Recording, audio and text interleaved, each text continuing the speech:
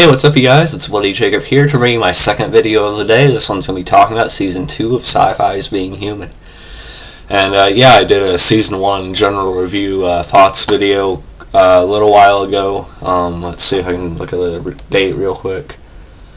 Yeah, back on January 10th I did a video talking about Season 1. And yeah, here we are finally getting around to talking about Season 2.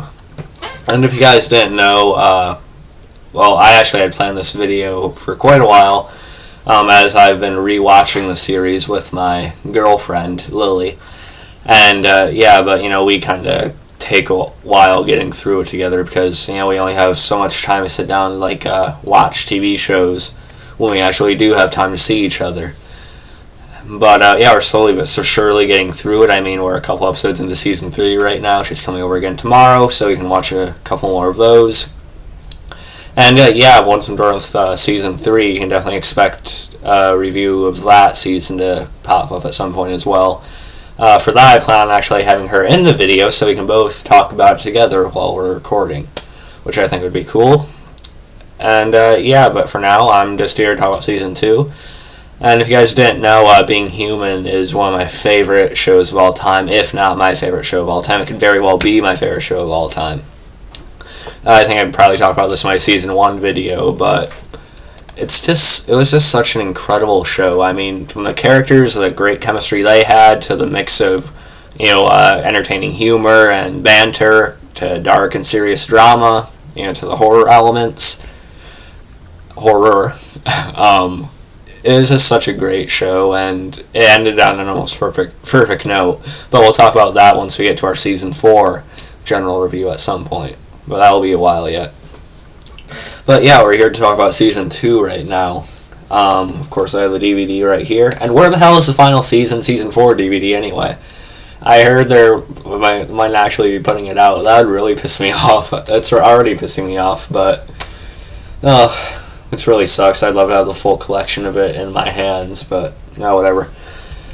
We'll talk about that in another video later on, I imagine. But yeah, Season 2 DVD right here. Again, really like the covers they have for these things. Of course, you have Josh, Sally, and obviously Aiden right there. And I'll give you a look at the back of it. It's funny, I can remember what was going on in all the little pictures from the scenes there. That was during the one Reaper was taking over Sally right before she locked them all in the house. That had to be right at the end of episode 7 where Aiden actually kills Connor. We'll talk more about that later.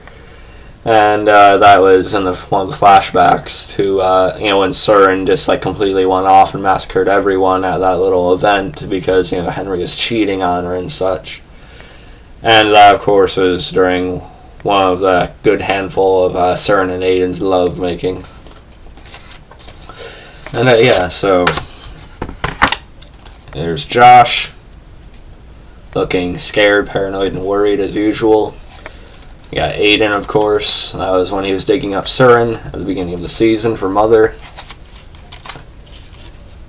And then you got Sally. That was right around that same episode where the Reaper locks the roommates in. But yeah, I really like the inside covers of these things a lot. It's really cool. And of course, you got Henry there. You got Josh and Nora, Surin, and Bishop. I really like Bishop's reappearance in this season, by the way, too. But we'll talk about that a little bit later. And right off the bat, I did want to name some of my favorite episodes from the season. The premiere was good. It kind of has to do with Aiden, sort of trying to lead the Boston clan of vampires after he killed Bishop at the end of Season 1. But of course, eventually Mother comes into play and we get the whole, flashbacks with her and stuff like that. And that eventually leads to Aiden digging up Surin, as I mentioned a minute or two ago. And Aiden ends up becoming Surin's right hand to take over Boston, and supposedly Mother says if Aiden is able to help her rightfully with that, then she may actually give him freedom from the life which they pull him into. But yeah, of course there's mixed feelings about that because he actually ends up falling in love with Surin again after their history, 80 plus years ago. And, as Aiden says later, freedom would be nothing without her. And eventually that leads to some very tragic stuff, but excuse me, we'll get to that in a few more minutes. So yeah, the early part was good. But I also liked, I think it was around episode 5 or 6, I could be wrong. Aiden ends up finding Henry still alive. I think that was at the end of episode 4 into season 5. Into episode 5, that Aiden finds Henry alive, and then, or I think it's around like episode 6 or so, where we actually get a fight between Aiden and Henry. And it also has that Bishop flashback, it shows the Bishop flashback, when they're going to war and stuff. And then it shows the Bishop being in Aiden, very much still in Aiden's psyche, because of, of course, just because Bishop's dead doesn't mean he never left an impact on Aiden. Excuse me again. But yeah, Aiden will always forever be affected by, what Bishop, what him and Bishop went through together, what him and Bishop did together, what, mental mold Bishop had created in his mind, whether he admits it or not. Aiden will always have Bishop be a part of his psyche, a part of his thoughts, part of his mental state. So it made a lot of sense for Bishop to, sort of come in there and, just try to urge him to kill Henry as quickly as possible, because otherwise Aiden would eventually be killed. But Aiden actually ends up beating Henry in the fight, but yet sparing him. So that was some really good stuff there, with the acting, the Aiden, Sam Witwer and Kyle Schmid showed in that scene together with that Aiden and Henry. Is just really, really fantastic stuff. So yeah, episode 6, or whichever one had that fight scene between Aiden and Henry, was one of my favorites of the season. And then episode 7, The Ties That Blind, was another really good one, because we basically see, Josh, he's trying to take down the werewolf twins, of course, Connor and Bryn. And, because they're, having a negative influence on Nora, as he sees it, because, Nora's ex-boyfriend ends up coming into town, and, he was abusive, he was the one that left all that scarring on her stomach. And Josh actually ends up, setting it up with Cecilia, who's a vampire that Surin had turned a little bit earlier. Oh yeah, and another big concentration of the season was, Nora, of course, turning into a werewolf, as you can see right there. And, because of that, Josh had spent a lot of time trying to, help Nora in her transformation, sort of, be there for her, and, having them change together, or at least, right, and, right next to each other, in the storage units and stuff like that. But Connor and Bryn had been, sort of, having Nora think a different way, kind of embrace the monster inside her, sort of embrace what she is now, you know what I mean? So there's very two different schools of thought with that, you know what I mean? And so episode 7 was great because Josh had set it up with Cecilia to try and kill the twins, and during Nora's first transformation, she'd actually killed Hegman, which is one of the Dutch vampires, one of the more respected vampires that we know of in the show. And, Nora actually kills Hageman, and then they keep his gun, and that gun comes into play later. Because Josh gives Cecilia the gun to try and kill the twins, she fails, they capture her, and they use her to lure Aiden into a trap. And so we basically get Aiden and Atlee running through the night, through the woods. Of course, Atlee being a coward and running off. Aiden ends up contending with all 4 werewolves at the same time. Aiden has Josh on his tail, he has Nora on his tail, and he has the twins.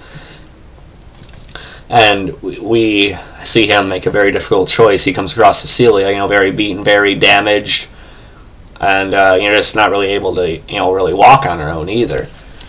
And then Aiden, is actually going to try and carry her with him. But the werewolves, sort of circle the two of them, and then Cecilia just kind of urges him to, go on without her, because they'll both be killed if he tries to escape with her in his arms. And, he was going to shoot off the wolves with the silver bullets in that Hageman's gun, but of course it wasn't loaded because they left the actual ammo back in the little cabin they had. Or the little shack, whatever you want to call it. And so Aiden ran off, and Cecilia was unfortunately torn apart. Very difficult choice, but it was realistic, and as she even urged Aiden to leave her behind. So I completely understood what happened there. And the best part of this whole episode is the ending, because we see Josh actually agreed to turn with the twins and Nora, but that's just out of his love for Nora. That wasn't betraying Aiden. That wasn't siding with them. It was just to show Nora that he'd be there for her with whatever she decided to do, pretty much. And we see them discussing it after they change back in the morning, and Aiden, of course, actually managed to survive the night. And I also like the flash forward we got at the beginning of the episode, where you see Nora's mouth and blood, and Josh's as well, and that scar on Nora's shoulder. That made you wonder, who'd they kill? Did they get Aiden? No, of course they didn't, but it was still a good mystery for the episode, of course. What exactly happened, and I just told you what happened. It was probably Celia's blood, or some kind of animal, or something along those lines, And we see Aiden just come right up to Connor right when they wake up in the morning when they're all dressed, and then Aiden has Hageman's gun loaded now. And he just and then Connor's like, oh yeah, and this guy, he did boom. This Aiden just completely shoots not Henry, Connor in the chest, killing him, of course, because of it being a silver bullet. And Bryn's freaking out, Nora's holding her back, and then Josh sort of agrees with Aiden, whether he says it or not, but yet he feels for Nora, and then he walks off, because as he told Nora earlier, he can't really be with her when she's thinking like that, when she's kind of adapted that same kind of thinking the twins did. So yeah, my girlfriend was pretty happy when Connor was finally killed off. He was a bit of a douche, but we may find out something about him later in season 3, that maybe he wasn't necessarily the worst of them. Maybe he was the one actually holding Bryn back. I don't know. But we can talk about that in season 3. I mean, once we get around to season 3, which will still be a while. Yeah, so episode 7 is a great episode because of that whole scenario. Another really great one was episode 10, the Dream Reaper. And that really is a Sally episode, because Sally's main story for season 2 was, of course, she met Zoe with a baby hopping and stuff like that. But her main story is the fact that there's this a dark creature, this dark shadow that kept on showing up at random times. And, we eventually figure out that, or supposedly figure out that it could be this thing called the Reaper, the Grim Reaper. And because she had skipped out on her door in season 1, there's an imbalance in the world, and he's there to take her soul, or shred her, or he actually made her think she could become like him. But of course, we find out later that the Reaper isn't actually a thing. It's actually part of Sally's own mind, fighting with herself. You know what I mean? So it's a great psychological part of the story for Sally's character as well. Sally Malik, awesome chick. But anyway, and the great thing about that episode was, this is the episode where the Reaper, or that other side of Sally, locks Aiden, Zoe, and Josh in the house. They can't get out. There's a barrier, a magical barrier, blocking all the doors and windows. And it's just when Aiden's, starving, he's craving blood too. And so he gets tempted by Zoe being there, and you get some great emotional moments between Aiden and Josh. And, and Aiden was trying to drink from Zoe when she was trying to get into Sally's head. And, we see, Josh pin Aiden up against the wall, but Aiden, of course, is way stronger, so he reverses it and slams Josh against the wall. But, yeah, Josh, of course, makes Aiden realize everything he's done from the 2 girls he killed for Henry earlier in the season, when Henry had to try to immerse himself back into the world of Cern and Mother. He had to literally give his skin, Cern basically skinned him, as you can see in this photo right here, which is pretty creepy. But, from what happened to the 2 girls he killed for Henry, and just everything, And also, the great part is that, because we got to see basically Sally's utopia in her mind, that perfect house, perfect husband, and then all our friends being there and stuff like that, all their dresses being purple and all the scenery is white and stuff like that. So it made for an appealing visual, combination of scenes as well. And of course, Aiden and Josh are still trying to contact her. They're trying to talk to her while she's laid out like that. And, the Reaper's trying to, get them to turn on each other from being, stuck in there for so long. And Josh is about to turn into a werewolf that night because of the full moon. And Aiden and Josh are trying to contact Sally, and in Sally's world pops up, as some like creepy guy trying to chat her online or something like that, which is pretty funny. And like Aiden's trying to talk to her and things like that. And what ends up happening is that Josh ends up offering his blood to Aiden, and usually vampires don't drink from werewolves because they just don't. And there's something about the smell that sort of like wards them off, or makes them very, very disinterested. But Aiden nonetheless tries it because otherwise he'd end up trying to feast on Zoe even more so and stuff like that. And then at first it gives him this like really high, like crack kind of effect. But then ends up getting this like weird seizure, and he coughs up blood, and blood starts rolling down his eyes and things like that, which is really cool. It was a pretty cool moment. But then he has a scream, and like he screams or yells, and then it actually really changes something in the world that Sally's stuck in within her mind.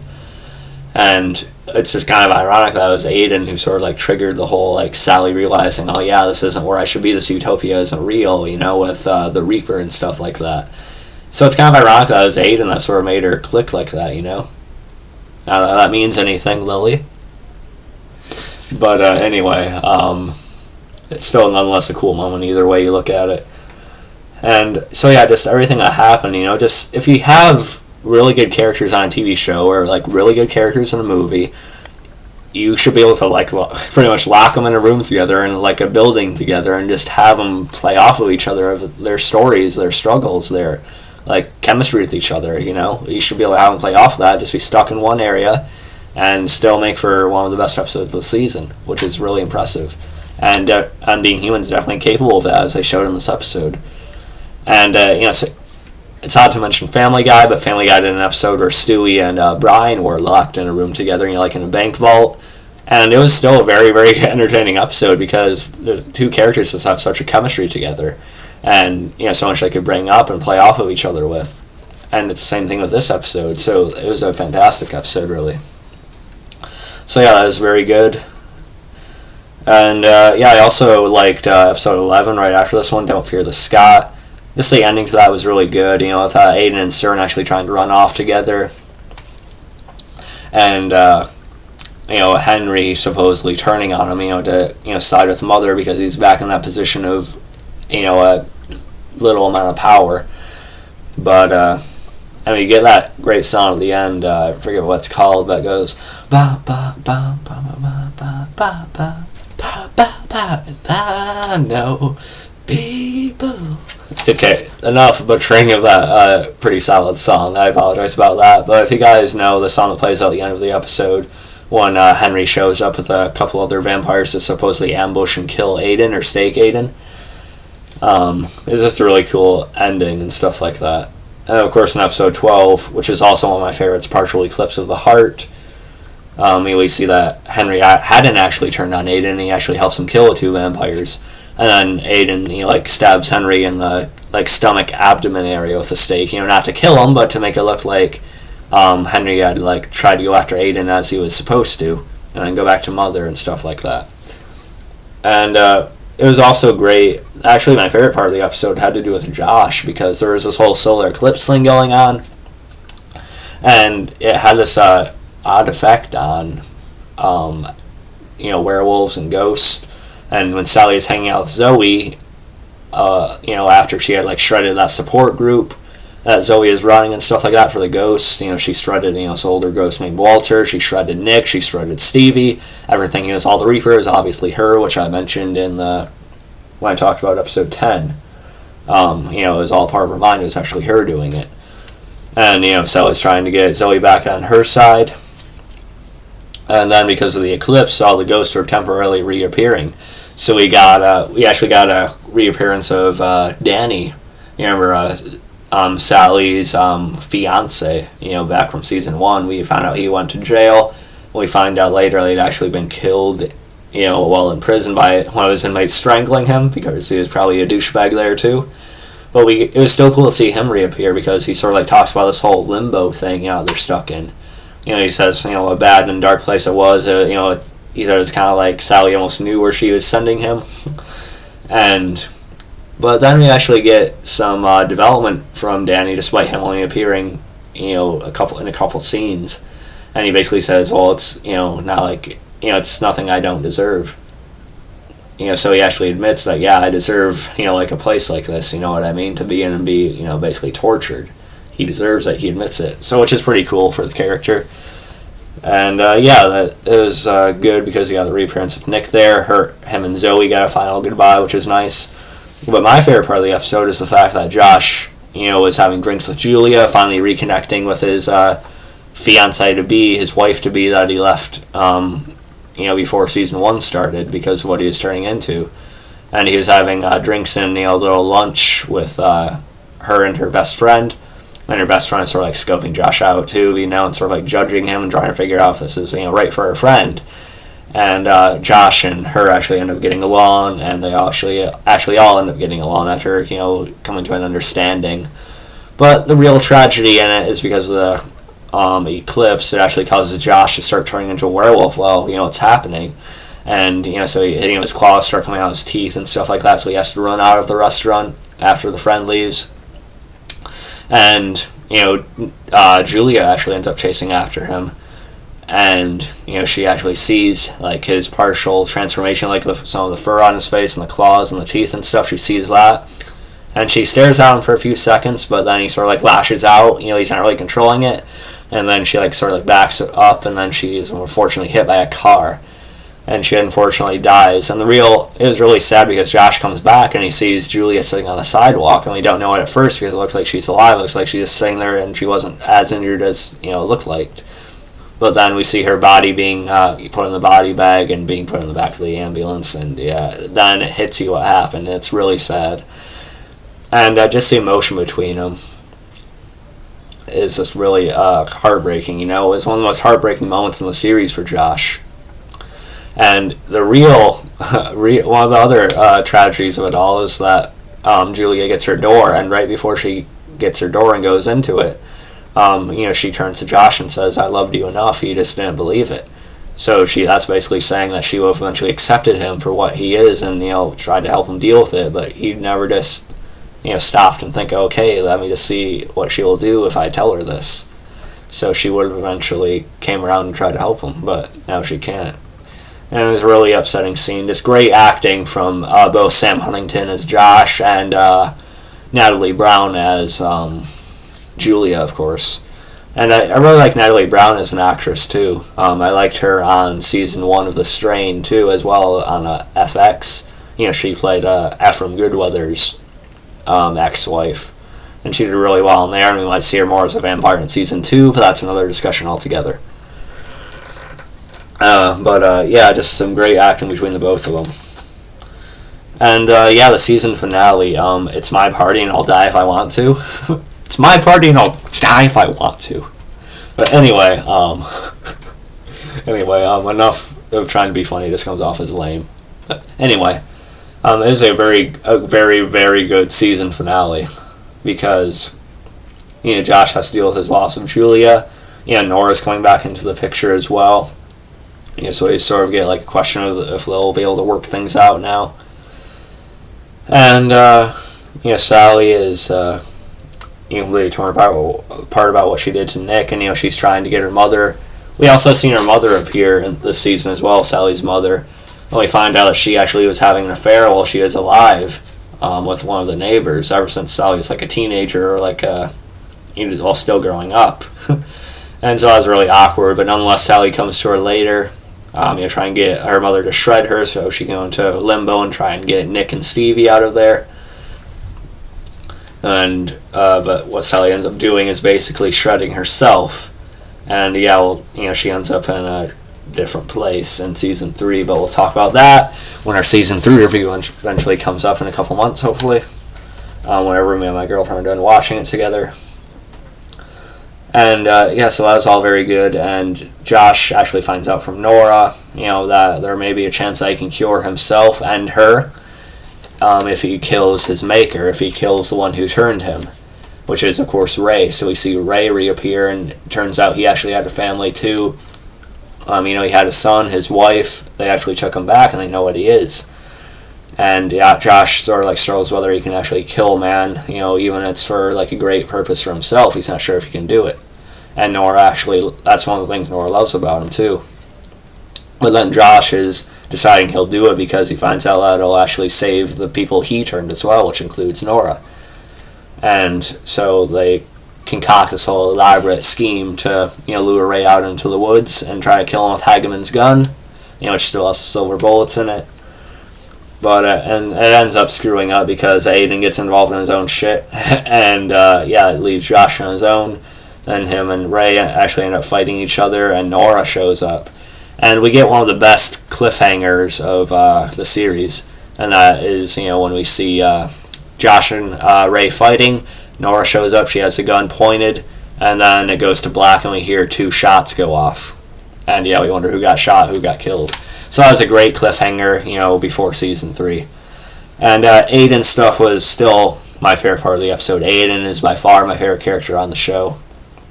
Sam Witwer, of course, always brilliant in the role. And Aiden, he went through hell in this, I swear, man. Because he concocted this whole scheme to kill Mother. He was going to have Henry, sort of like take out the guards and things like that. And then he was going to end up staking Mother in the area where she'd sleep when she was looking at Surin's grave while Surin was buried underground. And, but obviously they ended up finding out, and Henry was hung up on a hook, and Aiden is basically beaten down, and then he's brought before Surin. And Mother basically gives Surin her daughter, it's final test. If she can kill Aiden, then she'll be able to rule Boston. She may even move up and be able to move on to the East Coast eventually. If she is able to kill Aiden, that'll show Mother, that she can move up, that she can be this perfect ruler that she wants her daughter to be. Basically be her, and just selfishly make her into what she wants. But Surin actually refuses to kill Aiden. And at first, Mother acts like she understands, but of course, Mother's very, very traditional and very just stuck in her ways, even more so than probably the Dutch. And then, unfortunately, Mother and Surin are hugging. Of course, Mother acting like she understands, like I said. Then she ends up staking Surin in the heart and killing her, which is very sad. And Aiden's reaction, he just completely loses it. He tears up, and I feel really bad. I probably teared up to that too. And then just Aiden, his eyes go, that dark reddish black color that goes, for the vampires. Those eyes just come out of him, and then he just completely snaps and goes into a rage. He tackles Mother to the ground, and excuse me, excuse the voice crack too. But, he tackles Mother to the ground, and he actually is about to stake her before her men pull him away. And, Aiden, completely just yells to Mother that, she killed the only person who ever loved her, who ever cared about her. And, Aiden is actually buried underground like Surin was, to, be blood-starved and sort of, potentially go feral, potentially lose himself and go insane. And, except he'd probably be buried for all of eternity, because I doubt Mother ever planned to dig him up. Unless it was for a very strong purpose for herself, and so that was all good. And Aiden, of course, reminding Mother that he'd rather be here than to live with what she did to Surin and stuff like that, killing the only person that ever loved her. And some very strongly acted moments for Sam Witwer in this. And, and of course it ends with Sally, turning on the radio and trying to contact, the guys, but of course they aren't in the house because, we seen what happened to Aiden, and that cliffhanger with those 2 shots going on with Josh, Nora, and Ray. And then, it sounds like she's really scared of where she is now in that limbo place. But yeah, that's basically a sum up of season 2. I went through my favorite episodes for you guys there. And yeah, just a really good season. Was it better than season 1? I don't know, because season 1 we were still setting up the characters, we were still getting to know everyone, so I feel like we're sort of getting to run with it a little bit more in this season, sort of getting to go a little bit further. But I did really like Bishop's presence in season 1, the whole Marcus and Rebecca thing as well. But then again, the Surin and Mother thing was great this season too. So yeah, they're just pretty much on the same level, of course. The banter, of course, and this was great, and I also liked the episode where Surin had dinner at the house, it was just a really awkward thing, if they had Josh, Aiden, Julia, and Sir and all there, and Sally is there just making her little comments and stuff like that. And Sir actually ended up getting along with Josh and Julia, which is cool. But yeah, just completely funny, awkward moments like that. It's just like a great part of the lighter side of the show. And yeah, so I'd say this season was probably on the same level as season 1, if not a little bit better. So yeah, just a very consistent show all around, though. Everything is pretty much as good as the other, if not better. And yeah, there's my review of season 2, guys. If I missed anything that you wanted me to talk about, feel free to leave a comment. I'd be glad to discuss it with you here and there. And yeah, I'll catch you guys next time. I may or may not do a review on that photo posted of Jared Leto's Joker. I may do that at some point later, I'm not sure. Maybe tomorrow or something, we'll see. But I'm not saying I'm going to do that, I'm not guaranteeing it. But yeah, you'll definitely catch me next time, most likely for my review on Game of Thrones Surround Night, of course. You'll see that Monday. And yeah, whatever else I put up. And also, I plan on doing video game playthrough videos again at some point. And I posted it on my Facebook, I posted it on my Twitter. I have 3 ideas. You guys want me to do a video of me playing Resident Evil 6? Do you want me to do videos of me playing Skyrim? Or do you want me to do videos of me playing Fallout New Vegas? Yeah, if you guys want to leave your thoughts on that, comment about that too.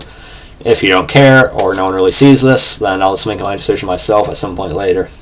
But yeah, season 2 of Being Human, very good, very good. And yeah, I'll catch you guys next time, and peace.